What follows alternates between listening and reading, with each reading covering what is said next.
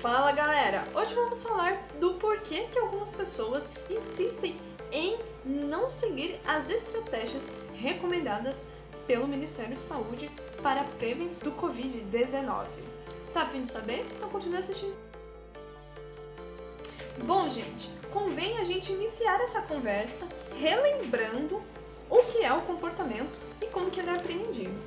Comportamento é qualquer ação emitida, né? Seja aí uma fala, seja meu braço tocando aqui o fone para ajeitar, seja colocar uma máscara para se proteger, passar álcool em gel nas mãos ou algo do tipo. E comportamento ele é aprendido de diversas formas. Ele pode ser aprendido diretamente em contato com as contingências, ou seja, eu peguei ali no fogo, senti o calor, né? Tive o reflexo aí, né? Um comportamento respondente que foi pelo sistema nervoso. E eu tive a retirada da minha mão. Então, futuramente, é bem provável que eu aprenda a não colocar a mão no fogo. Mas eu também posso aprender, por exemplo, por regras. A minha mãe fala, menina, não coloque essa mão no fogo, você vai se queimar. E eu, por um histórico de seguimento de regras, porque o comportamento ele nunca é isolado, tá, galera? É sempre uma junção, um repertório aí, diversos comportamentos, né, relacionados em rede, e vai se complexificando. Mas, né, por um histórico aí de instruções, eu aprendo que se eu colocar a minha mão no fogo, eu posso me queimar apenas com a fala de alguém, uma instrução. Eu posso por imitação, etc e tal. Então, nós já sabemos aí que um comportamento novo pode ser aprendido de diversas formas. Isso já é sabido por nós. E a manutenção desses comportamentos vai depender das contingências atuais. Ou seja, eu posso muito bem ter aprendido um comportamento quando eu era criança, mas por questões atuais eu não emito esse comportamento, porque não há a necessidade da emissão, né, desse comportamento, porque ele não é funcional na minha vida atual. Então, a gente aprende diversos comportamentos durante a nossa vida, mas vai depender das contingências atuais, né, de uma pessoa aí, ou de outros animais que emitem comportamentos para a manutenção desse comportamento, ou seja, para ele continuar sendo emitido com frequência. Tanto que a extinção, né, ela é a ausência, né, de uma frequência de um comportamento. Mas caso seja necessário, né, seja adaptável e funcional, esse comportamento pode vir a ocorrer, né, depois de uma extinção. Então, mas nós não iremos falar sobre esse assunto. Então, pensando nessa construção de comportamento, pensando nessas possibilidades de aprendizagem e pensando a pandemia como um momento muito singular, a gente não tem repertório para tal. Se a gente tivesse passado por outras pandemias ou epidemias ou surtos, né, com essa intensidade, provavelmente essa pandemia teria sido levada com mais seriedade, como é no caso da China, em que casos assim acontecem. Por exemplo, o uso da máscara já é usual, mesmo se for uma gripe leve, né? As pessoas já têm o respeito, o conhecimento de usar a máscara. Não que isso é falta de respeito, né? É e não é. Só que lá na China, né, não será uma falta de respeito você estar gripada e não utilizar de uma máscara ou outros procedimentos. Por ser o momento atual, não existe repertório, fazendo com que o governo ou outras entidades religiosas, filosóficas ou outras instituições que são para ensinamento, né, por exemplo, a própria família, tenha que se adaptar de uma forma muito rápida e a partir do próprio repertório. Então não tem como eu exigir, às vezes, de uma família um determinado comportamento se não há a aprendizagem prévia dele, né? É como exigir, por exemplo, que os brasileiros, né, não saiam aí para festejar. É algo muito comum, né, na sociedade nacional. Então é difícil exigir. Porém, existem facilitadores. Mas eu não vou falar deles agora. A gente vai entender um pouquinho dos motivos que levam as pessoas a não seguirem as estratégias de enfrentamento aí da Covid-19. Por exemplo, o uso da máscara, evitar aglomeração ou etc. Vamos lá aos primeiros pontos, né? Então, como a gente estava falando sobre a aprendizagem, cada pessoa tem a sua aprendizagem, cada família tem a sua aprendizagem. É claro que nós temos características um pouco nacionais, porque nós temos uma base, vamos pensar nas escolas, né? Uma base comum ali que facilita com que a aprendizagem, por exemplo, de conteúdos escolares, sejam homogêneos, né? Sejam semelhantes aí, não vou falar igual, mas sejam semelhantes para todos os territórios nacionais. E isso facilita características em comum, né? Aprendizagens em comum. Porém, as outras fontes de aprendizagem da nossa vida, por exemplo, família, às vezes uma igreja, às vezes uma escola, às vezes amigos, faz essa diversificação de aprendizagem. Então, às vezes, eu aprendi um determinado comportamento, não na escola. Eu aprendi vendo o líder da minha igreja. Eu aprendi com os meus amigos. Eu aprendi em casa. E às vezes, né, por diversos motivos, eu levo mais em consideração a aprendizagem, por exemplo, da minha família, a aprendizagem da religião, a aprendizagem da ciência, a aprendizagem do governo. Isso vai depender muito da história dessa pessoa, qual que é o vínculo, como foi a aprendizagem, como que ela aprende, quais são os canais, e eu não falo o canal de TV, mas as relações que facilitaram as aprendizagens funcionais. É claro que nós iremos adotar aqueles comportamentos e aquelas ações aprendidas que foram funcionalmente importantes para nós, aquelas que trouxeram reforços. Então vamos supor que o governo esteja falando, evite aglomeração. Porém, para mim é muito importante, eu tenho muitos reforços quando eu vou na casa de amigos e amigas, por exemplo. E vamos supor que eu não tenho contato, não tive contato com corona, não tive contato com falecimentos relativos à Covid-19. Isso faz com que talvez a probabilidade de eu evitar aglomeração diminua, porque evitar aglomeração traz punições para mim, aversividades. E isso faz com que eu queira ir e não siga as estratégias. Agora, vamos supor que somada a isso, eu tenha pessoas que são importantes para mim, que falam que a Covid ou o Corona é coisa de conspiração, é coisa de fake news, é só para derrubar não sei quem. Se eu tenho líderes que eu considero como importantes para mim, por causa do meu histórico, né, de reforçamento, que dizem coisas contrárias, por exemplo, à ciência ou às recomendações governamentais, a probabilidade de eu segui-las é muito baixa. Vamos pegar um exemplo de uma idosa que mora aqui no meu bairro, que não convive muito com nenhum conceito de ciências, às vezes não tem nem alfabetização. Ela acredita o quê? No que as amigas comentam, no que o tio do WhatsApp está falando.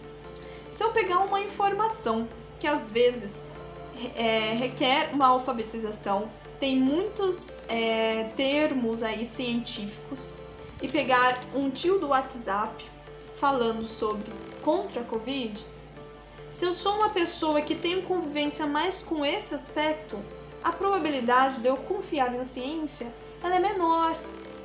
Por quê? Porque eu não tenho convívio com a ciência, eu não tenho convívio com esse conhecimento. Isso é culpa da pessoa?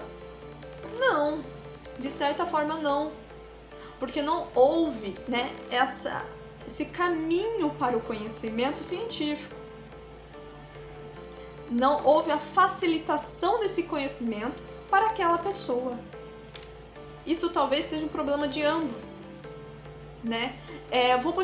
Eu estou falando de análise do comportamento, mas eu vou puxar uma coisa que Durkheim fala muito.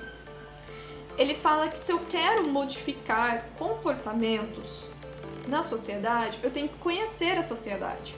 E eu devo aproximar esse conhecimento daquela comunidade, das informações que aquela comunidade tem.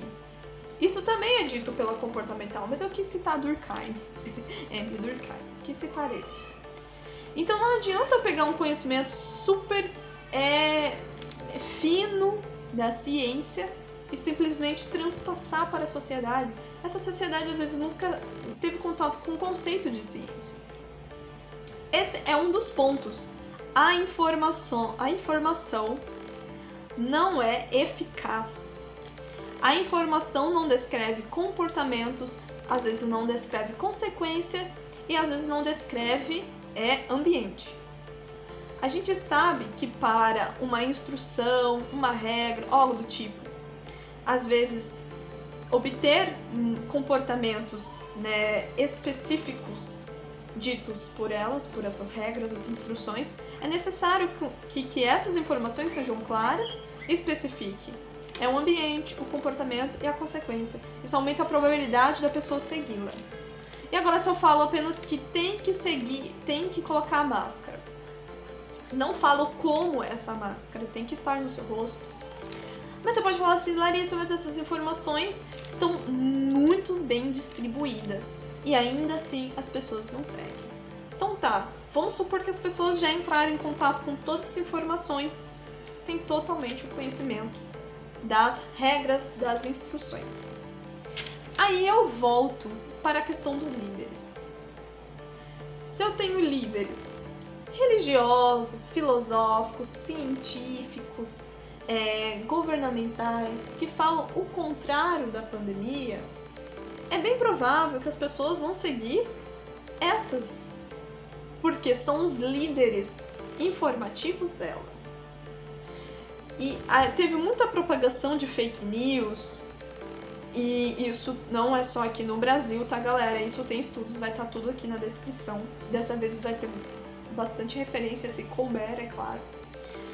Que fala que muitas das informações compartilhadas em alguns países de que a culpa eram dos japoneses ou dos chineses, e que nisso essa população foi exclusa, do meio social, trouxe, na verdade essa ideia foi compartilhada ali por líderes, por pessoas importantes para a comunidade.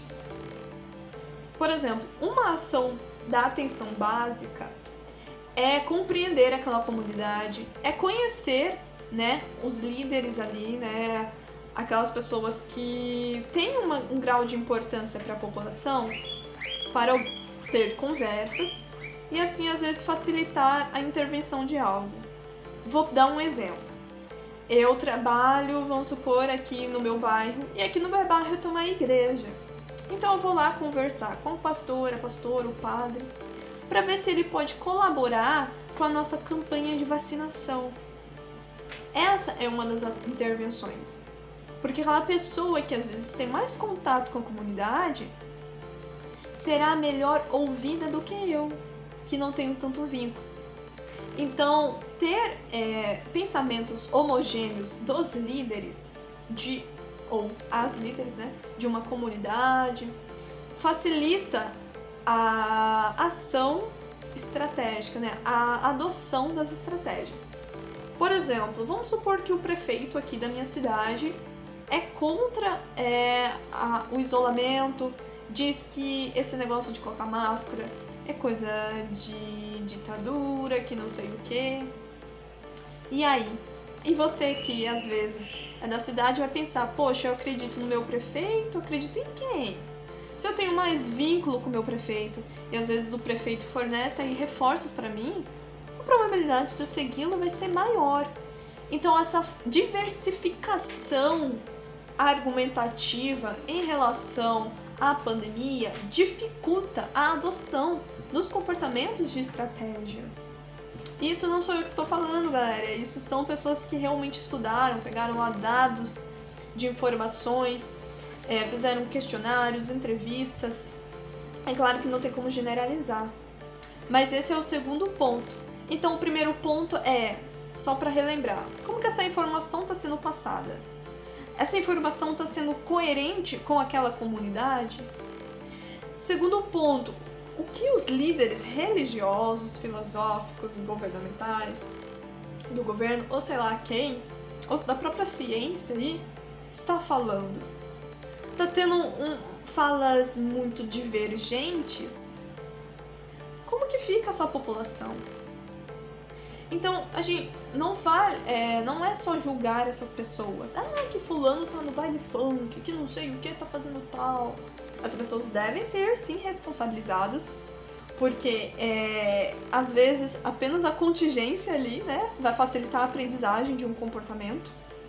Então, às vezes a punição facilita. Mas a punição, né, faz com que a pessoa emita contra-controle.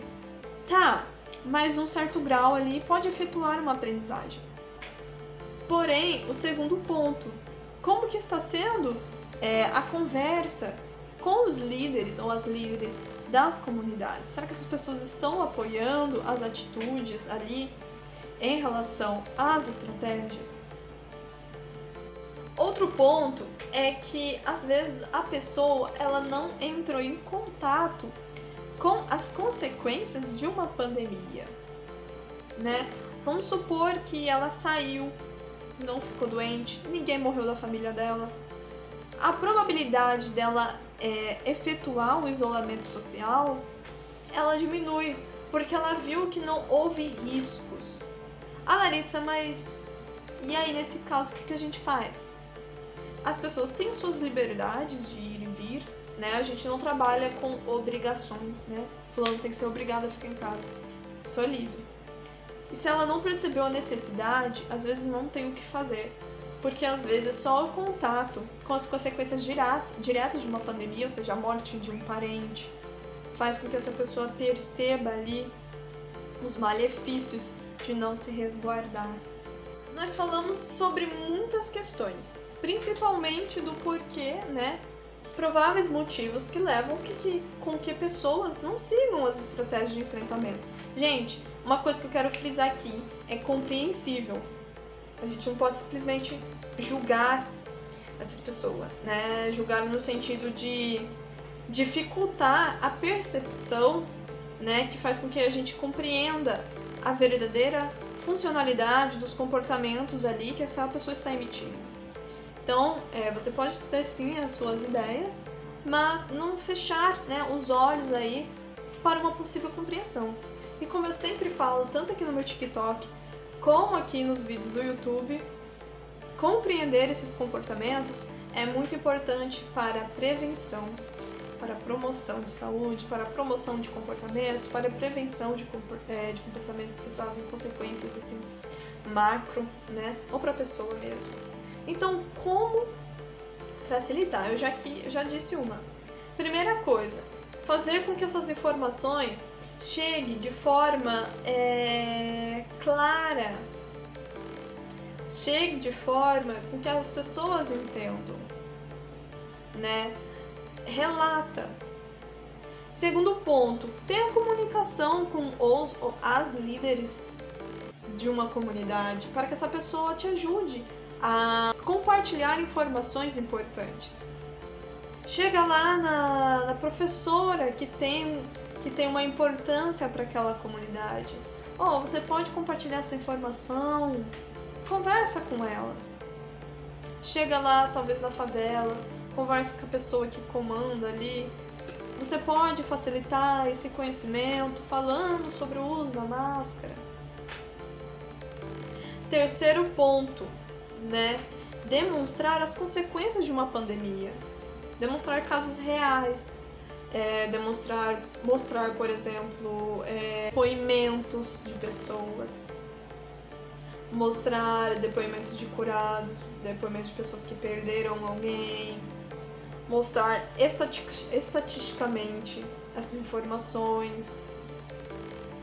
Então, facilitar o conhecimento, conversar com as pessoas que são importantes para a comunidade, demonstrar de forma visual, auditiva, né, seja ali a facilitação daquele conhecimento que a pessoa necessita, mas mostrar em forma de depoimentos, em forma de coisas reais, as consequências de uma pandemia.